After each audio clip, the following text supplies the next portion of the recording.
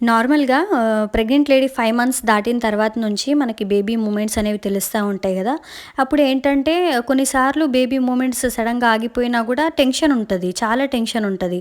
అసలు బేబీ లోపల ఎందుకు మూమెంట్స్ చేయడం ఆపేసింది అది అని జెప్పి. అండ్ ఏంటంటే మళ్ళీ సరిగ్గా ఆకలేకపోవడము, తినకపోవడం దాని వల్ల గూడా బేబీ గ్రోత్ సరిగ్గా ఉందో లేదో అని చెప్పి ఆ టెన్షన్ ఒకటుంటది. అవన్నీ ఒక ఎత్తయితే ఇక్కడేంటంటే నేను చెకప్‌కని వచ్చాను సెవెంత్ మంత్. నాతో పాటు చాలామంది ప్రెగ్నెంట్ లేడీస్ ఉన్నారు. నేను టోకెన్ తీసుకొని లైన్‌లో కూర్చున్నాను.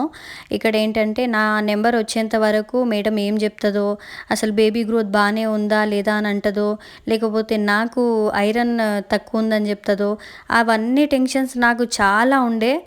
బట్ వన్స్ చెకప్ అయిపోయిన తర్వాత నాకు మేడం క్లారిటీగా చెప్పేసింది, "బేబీ చాలా బావుంది. ఏం టెన్షన్ తీసుకోకు" అని చెప్పి. ఆ మాట వినంగానే చాలా హ్యాపీగా ఫీల్ అవుతాం. బట్ వన్స్ మళ్ళీ ఇంటికెళ్ళిన తర్వాత యాజ్ ఇట్ ఈస్‌గా ఆ టెన్షన్ అనేది మళ్ళీ స్టార్ట్ అయిపోతుంది.